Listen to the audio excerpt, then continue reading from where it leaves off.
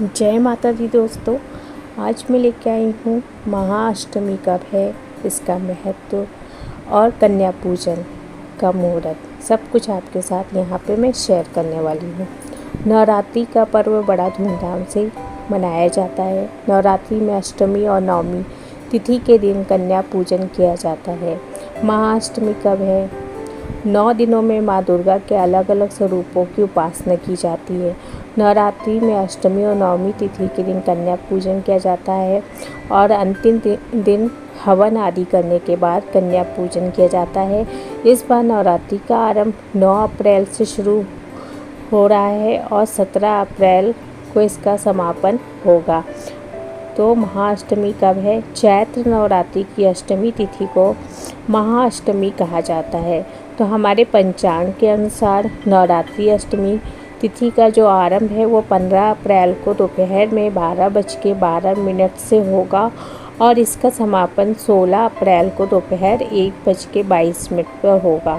तो उड़िया तिथि के अनुसार अष्टमी तिथि 16 अप्रैल के होने के कारण महाअष्टमी कन्या पूजन 16 अप्रैल को किया जाएगा, जबकि नवमी तिथि 17 अप्रैल को है।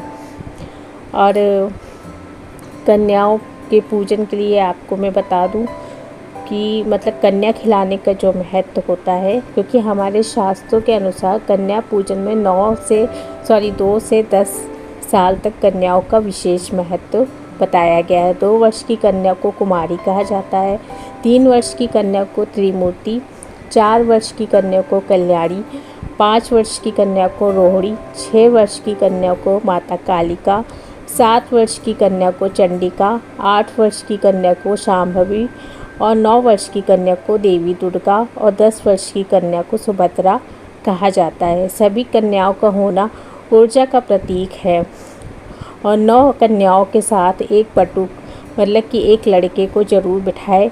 ऐसा करने से घर में माँ दुर्गा का वास होता है और परिवार में सुख समृद्धि बनी रहती है। कन्या पूजन में आपको क्या विशेष ध्यान रखना चाहिए? कन्या पूजन करने से एक दिन पहले कन्याओं को आमंत्रण जरूर कर दें। साथ ही कन्या पूजन से पहले घर की अच्छे से साफ सफाई जरूर करें।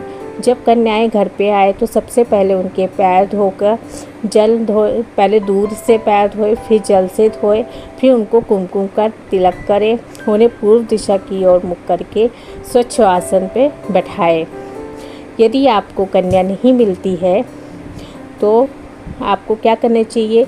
आपको जितनी भी कन्याएं अगर उपलब्ध हो जाती है तो आप उनको वैसे ही विधि विधान से जैसे पूजा करनी चाहिए वैसे करके उनको भोजन कराएं और कुछ उपहार उनको दें।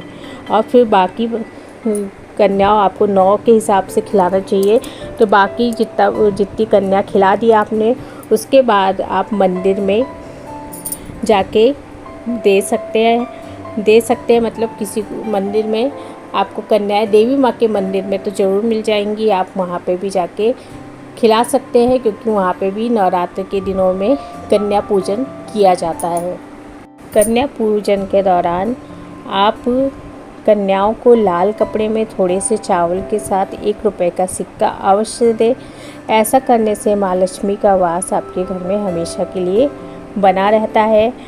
और यदि आपको घर में कोई भी कन्या उपलब्ध नहीं है तो आप अपने पास के किसी भी देवी माँ के मंदिर में जाके ये कार्य कर सकते हैं वहाँ पे, क्योंकि नवरात्रि के 9 दिनों तक वहाँ पे बहुत ही विधि विधान से मंदिरों में पूजा होती है, तो वहाँ पे भी कन्या खिलाई जाती है। तो आप ये कार्य वहाँ पे भी कर सकते हैं।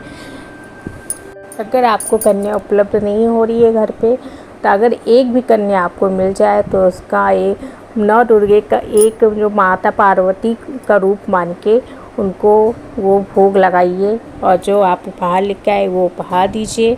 और एक लड़के को हमारे यहाँ लंगूर बोला जाता है, लंगूर को भी खाना भोजन मतलब खिलाया जाता है।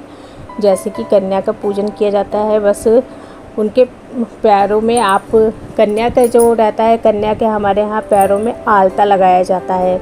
आलता लगाते हैं, कुमकुम लगाते हैं माथे पे, फिर उसके बाद भोजन कराया जाता है और विदा करते समय चावल सिक्का और अपने सामर्थ्य के अनुसार जो भी आप उपहार दे सकते हैं वो उपहार कन्याओं को देके उनके पैर छू के विदा करना चाहिए।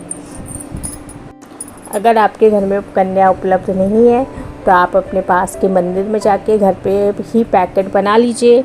जो भी आप भोग देवी माँ को चढ़ाते हैं वही भोग कन्या को खिलाया जाता है अष्टमी के दिन। और फिर वही पैकेट 9, 10 या 11 पैकेट बना के आप मंदिर में जाके कन्याओं को दे सकते हैं। इससे आपका व्रत भी पूर्ण माना जाएगा। दोस्तों, ये थी अष्टमी के बारे में। वीडियो पसंद आया तो लाइक शेयर सब्सक्राइब कर लीजिएगा। मिलते हैं नेक्स्ट वीडियो में, तब तक के लिए धन्यवाद।